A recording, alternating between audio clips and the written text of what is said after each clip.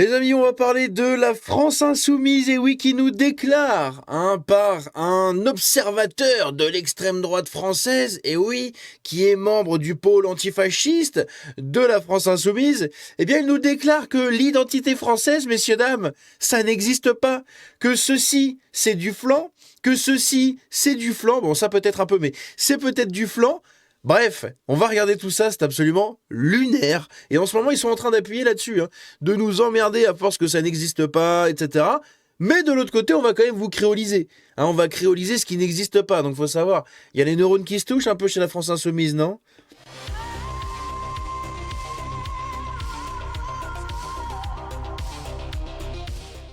Donc tout ça, c'est une déclaration de ce cher petit monsieur. Je suis hyper rouge là parce que depuis tout à l'heure ça me gratte. J'ai fait une réaction à un truc, je sais pas ce que c'est. Ça me démange, bordel. Regardez ça.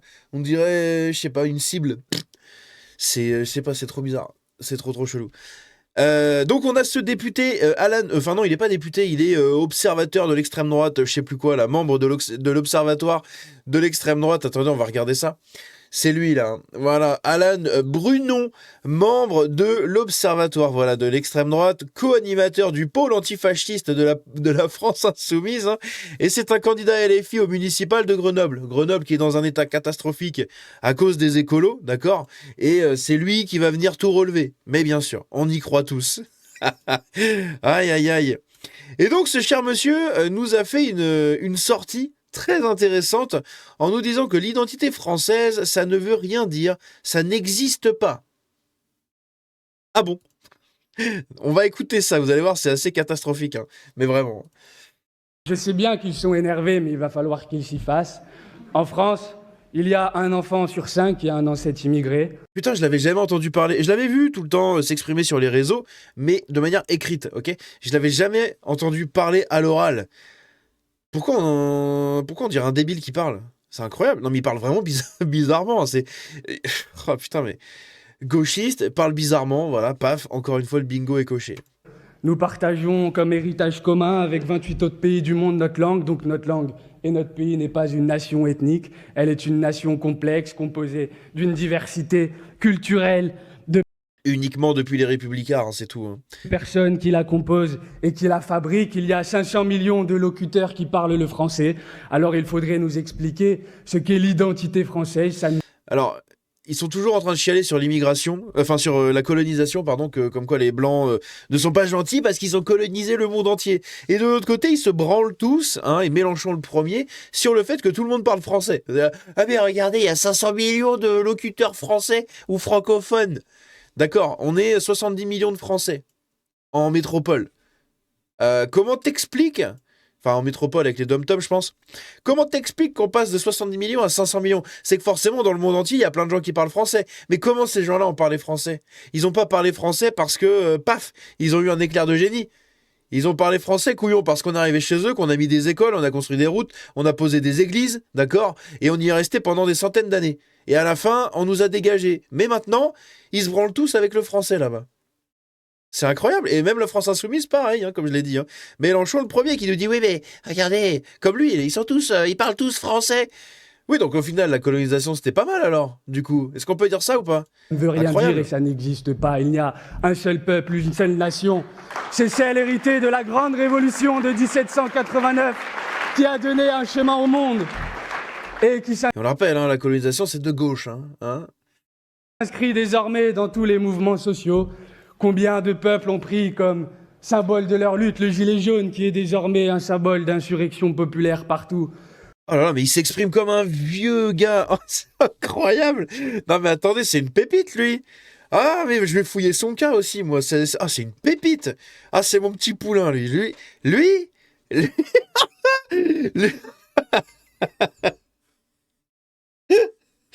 Oh la vache. Putain, je suis tombé amoureux. Ça y est, je suis tombé amoureux d'Alan Brunon les amis. Oh la vache, qu'est-ce que c'est que ça? Mais il est incroyable lui. Ah lui c'est vraiment une pépite. Combien aujourd'hui critiquent les politiques gouvernementales qui imposent les violences systémiques d'un pouvoir qui se tourne vers les plus faibles. Bref, la France est un modèle envoyé au monde et la France est une nation plurielle. Et nous sommes très ravis d'y participer comme descendants d'immigrés qui participons encore à la construction de ce pays. Regardez Manuel Bompard, comment il applaudit. Attendez, je vous déplace ça. Regardez, il est juste derrière. Il est là. Regardez comment il applaudit. Répond encore à la construction de ce pays. Est-ce que vous avez vu? Encore à la construction de ce pays.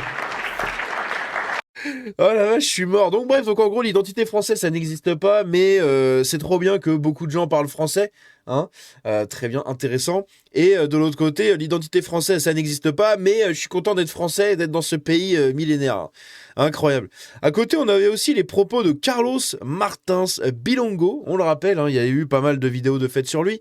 Eh bien, ici, on a d'autres propos intéressants. C'est des extraits qui ont été supprimés et cachés tout simplement de leur petite sauterie ici sur leur chaîne YouTube, où il disait donc c'est les propos hein, de Carlos Martins Bilongo.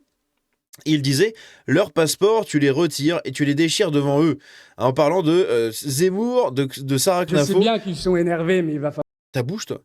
De Zemmour, de Sarah Knafo et des franco-israéliens explicitement visés par Carlos Bilongo. Ok, on va regarder ce qu'il dit. Vous allez voir, c'est assez intéressant, hein, n'est-ce pas? Voilà, hein, c'est heureusement que c'est caché maintenant et qu'il a porté plainte, hein, parce que sinon, on aurait pu dire qu'il était quand même extrémiste. Hein. Le gouvernement français, tu as un gouvernement qui a son mandat de 5 ans, ou des fois c'est un peu plus, mais à un moment donné, ça va changer. Mais ils ont beau avancer des thèses liées à leur agenda politique à eux-mêmes. Parce qu'ils veulent que tout le monde pense pareil. Et ça ne les dérange pas quand c'est Zemmour qui a des propos xénophobes ou autres, des propos séparatistes, racialistes. Ça ne les dérange pas quand ça va être Madame Sarah Knafo. Parce qu'ils sont blancs. Exactement. Les blancs ont... Ou même d'autres personnes qui... les blancs ont un privilège. Non français. Les blancs ont privilège. Ou les franco-israéliens. Moi, je vois des franco-israéliens, des fois, ils ont des propos. Mais ils sont blancs. Tu dois retirer leur passeport. Moi, leur passeport, tu le retires, tu le déchires devant eux. Ils sont blancs. C'est magnifique. Ouais, c'est pas mes propos étaient déformés. T'as pas dit ça? Trou du cul, va. Appelons un chat un Alors chat. que, sur le panafricanisme, il y a des positions qui sont juste politiques. Le gouvernement français... Voilà, donc je vous remets le passage, hein, je le mets bien en évidence ici, là. Personne qui... Les blancs ont un privilège. Non français. Ou les franco-israéliens. Moi, je vois des franco-israéliens, des fois, ils ont des propos. Mais ils sont blancs. Tu dois retirer leur passeport. Moi, leur passeport, tu le retires, tu le déchires Ils devant sont eux. blancs. Appelons un chat un Alors chat. que, sur le panafricanisme, il y a des positions qui sont juste politiques. Le gouvernement français, t'as un... Bref, ça c'était pour Carlos Martins Bilongo. À côté, on a des trucs intéressants. Hein. On a déjà les propos de Alan Brunon, à l'époque, qui avait fait un tweet en disant ceci, messieurs, dames.